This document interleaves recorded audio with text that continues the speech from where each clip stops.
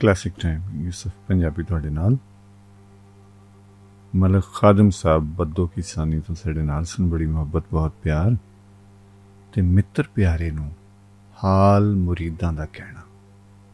गौर कीता तुसीं लफ्ज़ ते? लफ्ज़ां ते गौर करना सिखो। लफ्ज़ां ते गौर करना जिन्हों आ जावे, ध्यान करना आ जावे, ਉਹਦੇ ਤੇ ਰੱਬ ਦੀ ਮਿਹਰ ਹੋ ਜਾਂਦੀ ਹੈ। ਸਮਝ ਲਓ ਰੱਬ ਦੀ ਪਹਿਲੀ ਮਿਹਰ ਹੈ ਵੀ ਕਿ ਤੁਸੀਂ ਕਿਸੇ ਚੀਜ਼ ਨੂੰ ਖਿਆਲਿਆ, ਧਿਆਨਿਆ, ਗੋਖਿਆ, ਗੌਲਿਆ। ਮਿੱਤਰ ਪਿਆਰੇ ਦਾ ਮੁਰੀਦ ਹੋਣਾ, ਇੱਕ ਮਿੱਤਰ ਪਿਆਰੇ ਦਾ ਮਿੱਤਰ ਹੋਣਾ, ਦੂਜਾ ਮਿੱਤਰ ਪਿਆਰੇ ਦਾ ਮੁਰੀਦ ਹੋਣਾ। ਮੈਂ ਸਦਕੇ ਜਾਵਾਂ।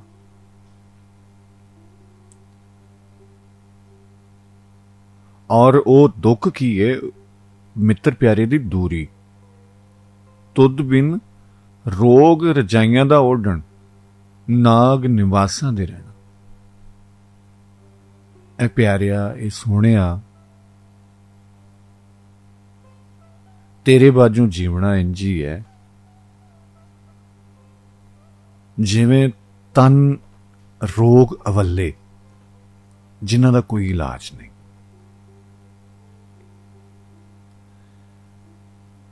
ਜ਼ਹਿਰੀਲੇ ਫਨੀਅਰ ਸੱਪਾਂ ਦੇ ਵਿਚਕਾਰ ਪਲ ਪਲ ਡੰਗ ਖਾਣਾ।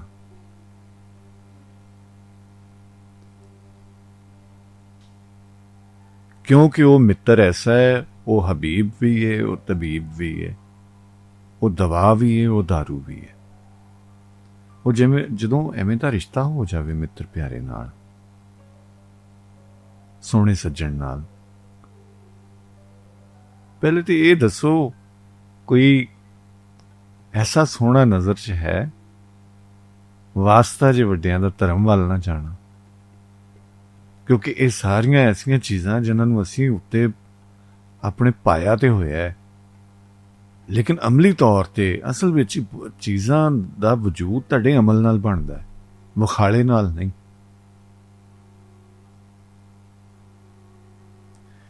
ਕੱਲ ਮੇਰੇ ਕੋਲ ਕੋਈ ਸੱਜਣ ਬੈਠੇ ਸਨ,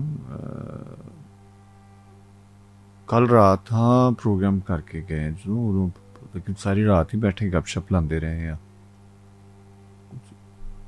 ਸੂਰਜ ਚਾਚੇ ਨੇ ਅੱਖਾਂ ਘੇੜੀਆਂ ਨੇ ਤੇ ਸਾਡੀਆਂ ਬੰਦ ਹੋਣੀਆਂ ਸ਼ੁਰੂ ਹੋ ਗਈਆਂ, ਬਸ ਝਟ ਸੁੱਤੇ। ਉਹ ਗੱਲ ਕਰ ਰਹੇ ਸਨ ਕਿ ਫਲਾਂ ਜੀ ਬਹੁਤ ਸੋਹਣਾ ਯਾਰ, ਵੇਖਿਆ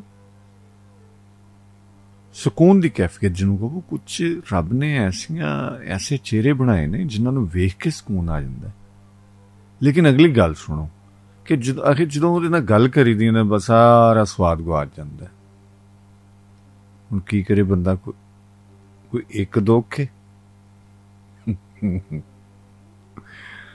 ਵੇਖਿਆ ਤੇ ਸਕੂਨ ਆਉਂਦਾ, ਸੁਣਿਆ ਗੁਆਚ ਜਾਂਦਾ।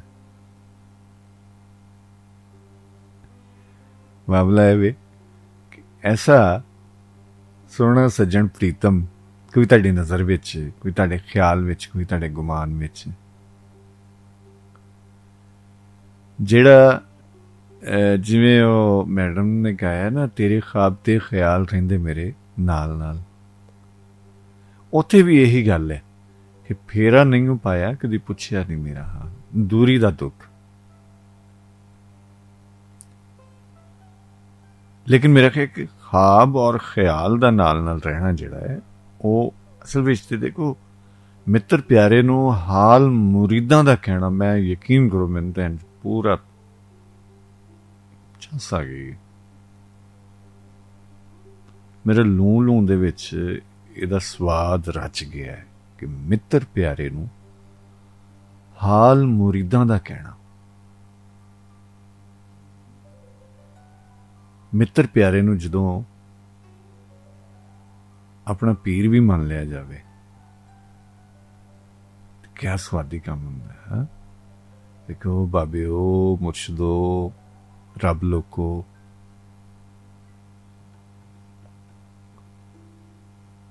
ਕਿੰਨਾ ਸਵਾਦ ਹੈ, ਕਿੰਨਾ ਚਸ ਹੈ ਇਹਨਾਂ ਲਫ਼ਜ਼ਾਂ ਵਿੱਚ, ਜੇ ਇਹ ਤੁਹਾਡੀ ਰੂਹ ਨਾਲ ਇਹਨਾਂ ਦੀ ਤਾਰ ਜੁੜੀ ਹੋਵੇ। ਫਿਰ ਮੈਂ ਗੱਲ ਕੀਤੀ ਕਿ ਮਹਿਜ਼ ਲਫ਼ਜ਼ਾਂ ਦੀ ਖੇਡ, ਉਤਾਰ ਚੜਾ ਉਸ ਲਿਬਾਸ ਵਾਂਗੂ ਹੈ ਜਿਹੜਾ ਕਿ ਉੱਤੇ ਤੇ ਤੁਸੀਂ ਲਿਬਾਸ ਬੜਾ ਸੋਹਣਾ ਪਾਇਆ, ਲੇਕਿਨ ਜਿਸ ਜੁੱਸੇ ਤੇ ਲਿਬਾਸ ਪਾਇਆ ਉਹਦਾ ਕੋਈ ਧਿਆਨ ਨਹੀਂ ਰੱਖਿਆ। ਉਹ ਅਣਧੋਤਾ ਹੈ, ਉਹ ਖਿਲਰਿਆ ਭੁੱਲ ਰਿਹਾ ਹੈ।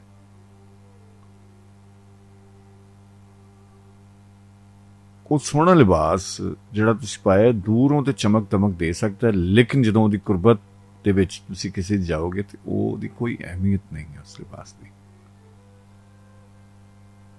ਲੇਕਿਨ ਲਿਬਾਸ ਭਾਵੇਂ ਤੁਸੀਂ ਆਮ ਜਿਹਾ ਪਾਇਆ ਹੋਵੇ, ਜਦੋਂ ਤੁਹਾਡੇ ਲੱਭ ਖੁੱਲਣ ਤੇ ਉਹ ਵਿੱਚੋਂ ਫੁੱਲ ਚੜਨ, ਜੋ ਖੁਸ਼ਬੂ ਆਵੇ, ਫਜ਼ਾ ਦੇ ਵਿੱਚ ਅਜੀਬ ਕਿਸਮ ਦਾ ਇੱਕ ਮਾਹੌਲ ਬਣ ਜਾਵੇ, ਕਿੱਡਾ ਸਵਾਦੀ ਕੰਮ ਹੈ। ਲਿਹਾਜ਼ਾ ਮਿੱਤਰ ਪਿਆਰੇ ਨੂੰ ਜਿਹੜਾ ਉਹ ਪੀਰ ਮੰਨ ਲੈਣਾ। ਔਰ ਮਿੱਤਰ ਪਿਆਰਾ ਕੈਸਾ? ਅੱਛਾ, ਇਹ ਮਿੱਤਰ ਪਿਆਰੇ ਨਾਲ ਚੋਲ ਮੋਲ ਵੀ ਹੁੰਦਾ ਹੈ, ਉਲਾਮੇ ਵੀ ਹੁੰਦੇ ਨੇ, ਗਿਲੇ ਵੀ ਹੁੰਦੇ ਨੇ, ਸ਼ਿਕਵੇ ਵੀ ਹੁੰਦੇ ਨੇ, ਪਰ ਦੂਰੀ ਨਹੀਂ ਹੁੰਦੀ। ਮਿੱਤਰ ਪਿਆਰੇ ਤੋਂ ਦੂਰ ਜਾਣ ਦਾ ਸੋਚਣਾ ਮੌਤ ਹੈ, ਕਿਉਂ ਮਿੱਤਰ ਪਿਆਰਾ ਹੀ ਕਿਹਾ ਜਿਹਦੇ ਤੋਂ ਦੂਰੀ ਦਾ ਸੋਚਿਆ ਜਾਵੇ ਜਾਂ ਦੂਰ ਹੋਇਆ ਜਾਵੇ।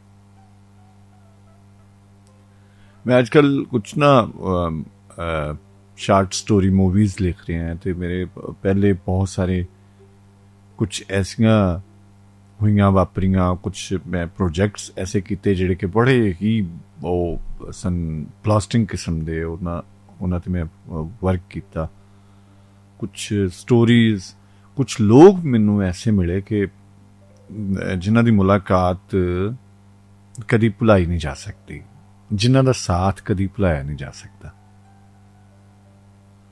सो मैं जिंदगी दियां तलख हकीकतां, कोमल रंग,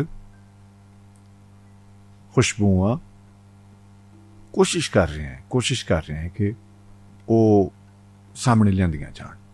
बहुत सारा काम होया, बेतहाशा काम होया, लेकिन मैं समझना कि हर दौर च लोड़ रहिंदी है।